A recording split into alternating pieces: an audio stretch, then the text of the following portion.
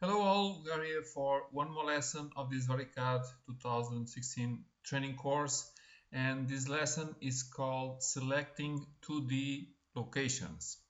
So when we are working on the 2D, making the normal entities, lines, arcs, circles and others, we need to obtain specific points.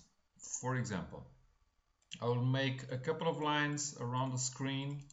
I will make one or two circles to make a couple of intersections, something like this. And basically, when I'm drawing these entities, I get this toolbar called Location Toolbar. And here I have a couple of features that allow me to get or to obtain these specific points or options. So, for example,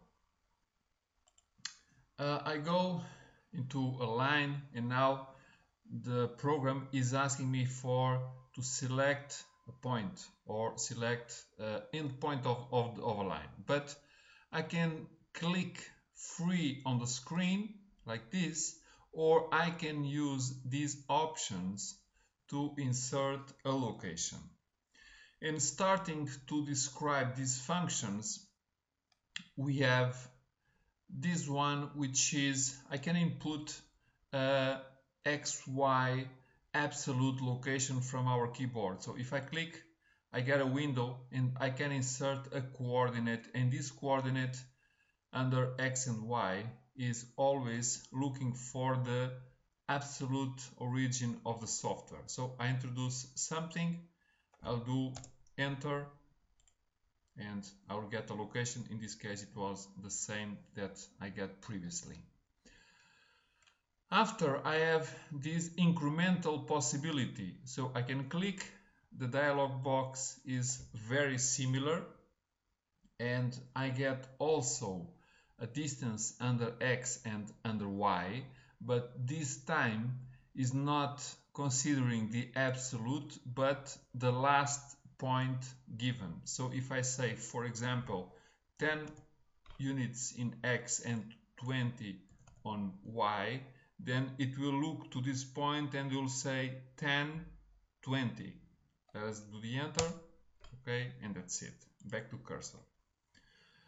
Besides this, I have the possibility to insert polar format coordinates, which are both angle and the distance. So if I say, for example, 30 degrees and 100 units, then considering that the direction of the x positive, or from this point to the right, it is the 0 degrees, and the degrees open positive in this direction, okay, then I will get something like this, okay. You see, here we have the 0 and open 30 degrees positive and then 100 units.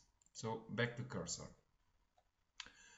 Last, it is a kind of I will open the window. This is something we can fix coordinates or these lengths or angles, but basically it is the exact same options that we've done in these three previous functions. So we have the absolute coordinates, the incremental, we have something call it incremental for dragging, and a couple of options for new coordinate centers. Some of these are options that we are going to see in other videos, not in this one. But basically we can insert the coordinates here, or the lengths or the angles, as we've done in these last commands. Then going to a different group of options, we have the possibility to pick specific points, and we have a lot of options here. So the first one is to pick an endpoint, okay, and basically I click here and then I get endpoints of entities. In this case I have only lines, so only the lines are checked. Here the midpoints again, okay, if I click on the line, I will get the midpoint automatically. I have the center of a circle or an arc. I can click it and I get it also. I have this option for the nearest, and the nearest sometimes is very interesting because allow me to click a point on the entity anywhere, but if I click the entity, it will use the location I'm using or the nearest point on the entity, but I know that it is on the entity, and this concept, it is very important. I have also this possibility to the point. I don't have any point here, so we spoke already in one of the last lessons that point is a certain type of entity. I can use it here. I have this possibility here also, which is insertion point, and this insertion point, it is something that I use when I call for a symbol or a block. I don't have this in this drawing also, but it is a specific point. It is the origin of that block or of that symbol, okay? This is quite similar. It is called connection point. We will leave this for a future lesson also.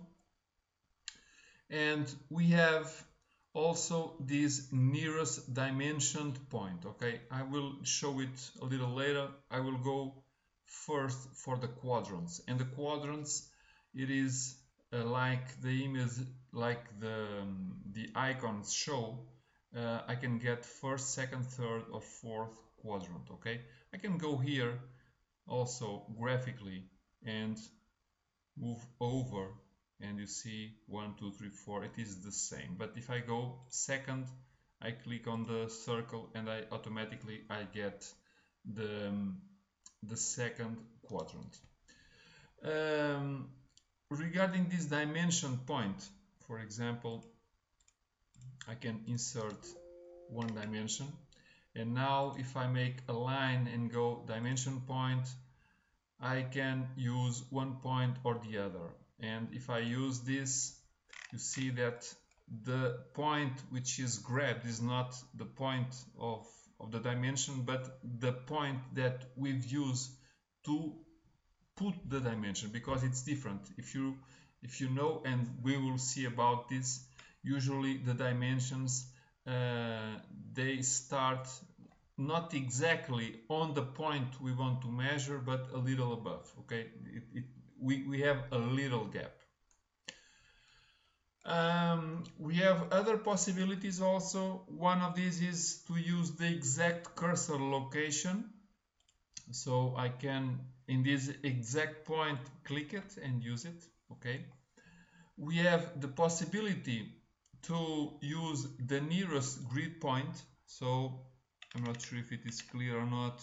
I'm more or less near a grid point. If I click here, it will choose this point here. So let's try, and that's it. We have the possibility also to get the intersection of construction lines. I don't have construction lines in my drawing, but basically it is like this intersection of things. In this case, in this particular case, intersection lines. I have the possibility also, very interesting, to get the halfway point between two others.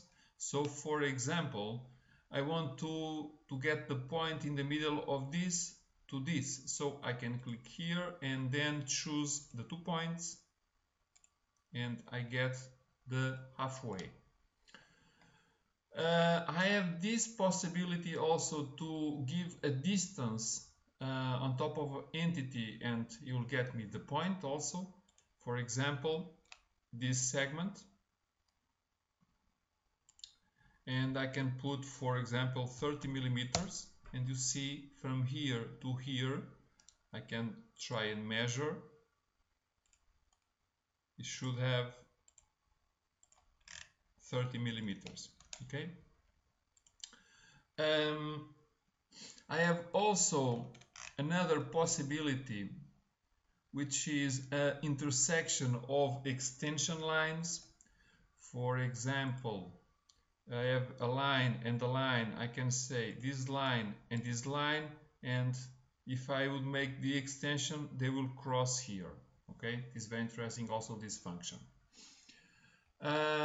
I have another possibility, which is intersection between a selected segment and a line defined by the angle and the last point.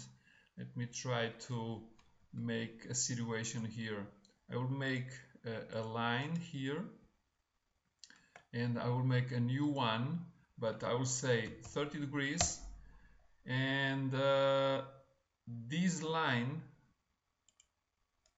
so what it did, it was extended this line, and here it put 30 degrees down, and this is the point that virtually it will be that intersection. Okay.